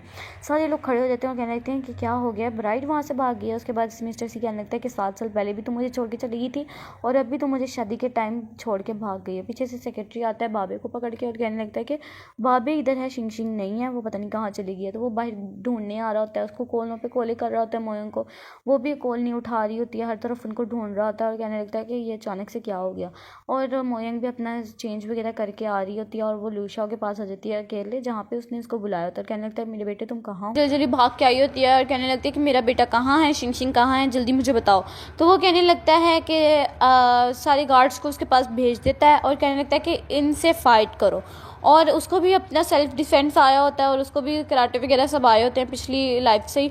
तो वो उनको मारने लगती है सबको और कुछ ही टाइम के अंदर वो उन सबको ढेर कर देती है। तो आ जाता है लूशा खुद उसको मारने और वो उससे फाइट नहीं कर पाती और कहने लगता है कि मेरे से तुमने ये सब सीखा और तुम मुझसे ही लड़ना चाह रही हो, हाँ क्या तुम कोशिश करना चाह रही हो। इसके बाद वो उसको दीवार के पास लेके जाता है और उसको मारने लगता है बहुत बुरे तरीके से और वो बेहोश हो जाती है। और वो कहने लगता है कि मैं तुम्हारी यादें किसी भी तरीके से वापस लाना चाहता हूँ ताकि तुम सब कुछ याद कर लो कि 7 साल पहले तुम कैसी थी कैसी नहीं। उसके लिए उसको बेहोश कर देता है और उठा के अपने साथ लेके जाने लगता है। यहाँ से दिखाई देता है सीजिंग जो अभी भी बहुत ज़्यादा टेंशन में होता है कि मेरा बेटा कहाँ गया। पीछे से शिंग आ जाता है और कहने लगता है कि पापा पापा। तो वो पीछे जाता है, उसके प्यार करने लगता है और कहता है कि मेरे बेटे तुम कहाँ चले गए थे। इसके बाद वो मॉम को भी बताने लगता है कि मॉम शिंग वापस आ गया। फिर यहाँ पे मोयंग को होश आया होता है और लूशा यहाँ पे बैठ के ड्राइंग पेंटिंग वगैरह कर रहा होता है कोई चीज़ की।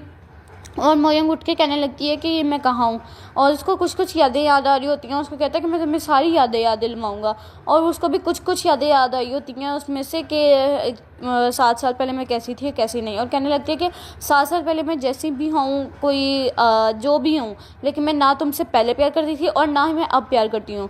पहले भी मैं सीजिंग से ही प्यार करती थी और अब भी मैं सीजिंग से ही प्यार करती हूँ। तो वो कहता है कि तुम कितना ही प्यार करती हो सीजिंग से। तो वो कहने लगती है कि मैं अपनी जान से भी ज़्यादा उससे प्यार करती हूँ।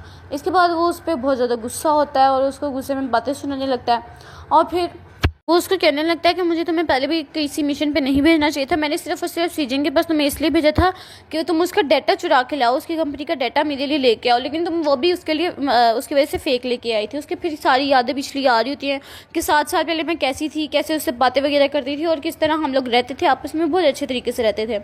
और वो इस तरह सारी यादें याद कर ही रही होती है और उसको कहने लगती है कि मैं तुमसे फिर भी प्यार नहीं करती। और वो कहने लगता है कि मैंने तुम्हें 7 साल पहले प्रपोज किया था। तो उसको याद आने लगता है कि पिछली दफ़ा उसने मुझे कहा था कि अगर मैं तुम्हें कहूँगी मैं तुम्हें पसंद करता हूँ, तो उसने बोला था तुम्हें प्यार के बारे में कुछ पता ही नहीं और तुम्हें पसंद के बारे में तो बिल्कुल भी नहीं ना पता, तो इस तरह के बारे में मैं नहीं सोच सकती हूँ तुम्हारे बारे में। इस तरह वो उसको रिजेक्ट करके चली जाती है और वो कहने लगता है कि तुम मेरे बारे में इस तरह सोच भी कैसे सकती हो कि मुझे इस बारे में कुछ भी नहीं पता होगा।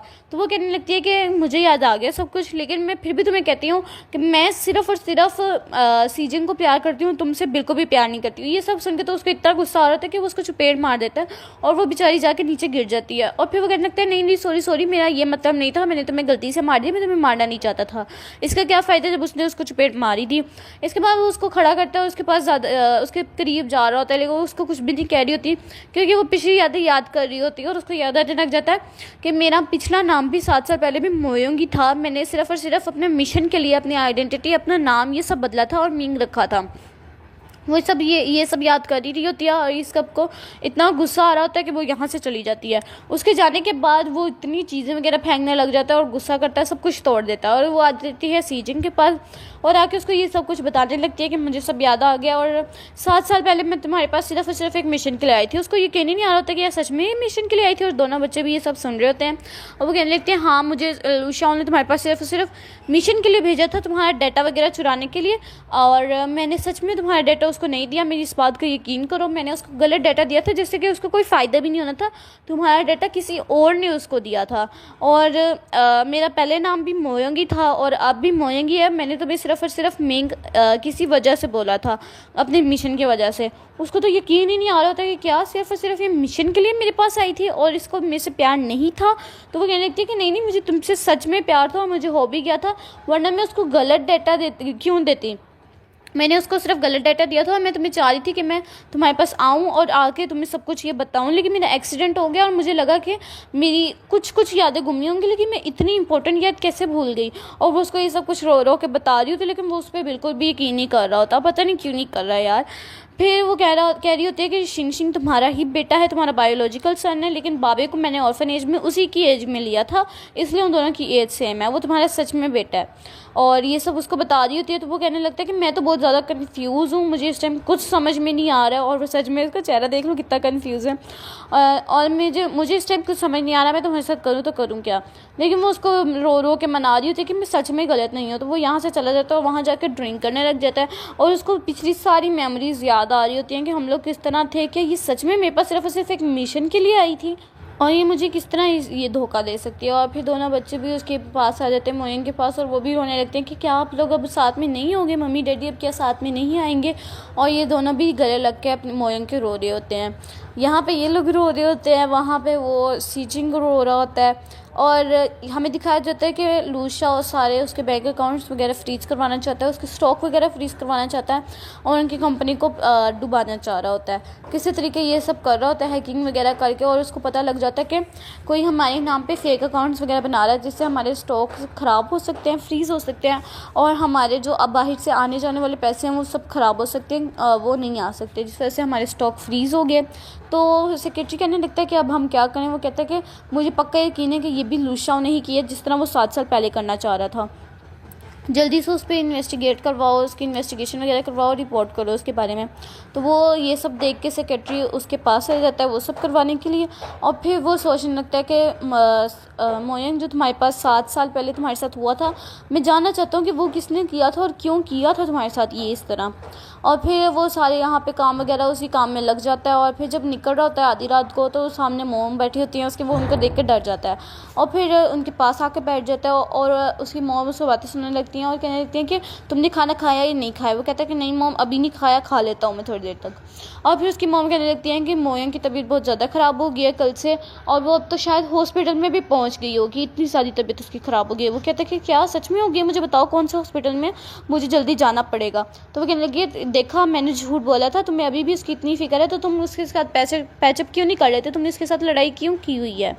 तो वो उसको ये सब समझा रही होती है और कह रही होती है कि 7 साल पहले जो हुआ सो हुआ, उसको भूल जाओ, उसके छोड़ दो उसके ये सब कुछ, तुम आगे बढ़ो, तुम ये क्या कर रहे हो, इस तरह तुम किस तरह कर सकते हो, अगर तुमने यही हरकतें करनी है तो तुम मेरा बेटा, मुझे ये ना बोला करो कि तुम मेरे बेटे, मुझे शर्म आती है कि मैंने इतना अजीब बेटा पाला हुआ है, इतना जो अपने से एक खुद स्टेप आगे नहीं ले सकता, ये सब कह के वो वहाँ से चली जाती है। और फिर यहाँ दिखाई देता है कि दोनों बच्चों की बर्थडे आई होती है और वो सारी डेकोरेशन वगैरह करके केक वगैरह रख के बैठे होते हैं। और वो कह रहे होते हैं कि हम लोगों ने केक कटिंग नहीं करनी, और मोयंग कह रही होती है कि केक कटिंग कर लो। तो वो कहने लगते हैं कि नहीं, हमारे डैड ने हमसे वादा किया था कि वो आएंगे और पूरा दिन हमारे साथ स्पेंड करेंगे और हम लोग वैसे केक कट करेंगे, ऐसे नहीं कर सकते। पीछे सीजन खड़ा होता है जो इन बच्चों की बातें सुन लेता है। और इसके बाद वो आगे आता है और वो सारे बच्चे दोनों बच्चे खुश होने लग जाते हैं। मोयंग उसको देख रही होती है और वो मोयंग को देख रहा होता है आँखों की। और फिर वो उसको गिफ्ट वगैरह दे रहा होता है और कहने लगता है कि मेरे दोनों डार्लिंग्स, हैप्पी बर्थडे आप लोगों को। तो वो उसको खुश हो जाते हैं और फिर उसको गिफ्ट वगैरह देने लगता है और कहने लगता है कि विश करो। तो उससे पूछते हैं कि तुमने क्या विश किया। तो बाबा कहते हैं कि मैंने तो ये विश किया कि काश मेरे मोम और डैड दोनों इकट्ठे हो जाएं। तो वो एक दूसरे को देखने लग जाते हैं और फिर उसको कहा जाता है कि शिंग शिंग अब तुम विश करो। तो वो जो विश करता है तो कहता है कि आप दोनों आपस में इकट्ठे बड़े हों और आपस में हम इकट्ठे ही रहें। तो शिंग कहता है कि अगर हम लोग इकट्ठे ना भी हुए तो हम लोग एक फैमिली की तरह रहेंगे और एक फैमिली की तरह ही हम सब एक दूसरे को बुलाएंगे। तो इस बात पे शीशिंग कहने लगता है कि क्या सच डैड, हम लोग क्या सच में इकट्ठे नहीं हो सकते, इकट्ठे नहीं रह सकते हैं। इसके बाद मोयंग अपनी नज़रें चुराने लगती है क्योंकि उसकी आंखों में वो सच में बहुत ज़्यादा आंसू आ गए होते हैं और वो उसको दिखाना नहीं चाह रही होती है कि लूशा यहाँ पे बैठ के पेंटिंग वगैरह बना रहा होता है और वो किसी और की नहीं बल्कि अपनी और मोयंग की शादी को इमेजिन करते हुए बना रहा होता है। तो पीछे से उसका असिस्टेंट आता है और कहने लग जाता है कि जिस तरह हम लोगों ने समझा था सीजिंग को, उस तरह बिल्कुल भी रिएक्ट नहीं है और उसको पता लग गया कि हम लोग उसके स्टॉक्स के साथ कुछ कर रहे हैं।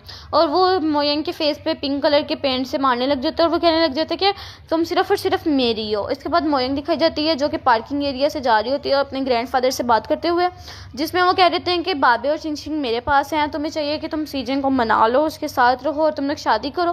तो वो कहने लगती है कि डैड मुझे जो करना होगा मैं खुद ही कर लूँगी। ये बात करने के बाद वो कार में बैठने लग जाती है और फिर वहाँ से जाने लगती है। तो पीछे देखती है फ्रंट मिरर से तो पीछे लूशा बैठा होता है, वो भी कुछ कहती है, उससे पहले ही वो उसको बेहोश कर देता है और उसको बेहोश करके ले जाता है। फिर सीजिंग दिखाया जाता है जिसको उसका असिस्टेंट बता रहा होता है कि जो इसने भी स्टॉक वगैरह किए थे एक्सचेंज और उसकी इन्फॉर्मेशन दी थी वो हमारी विलन यानी कि लू शाओ थी।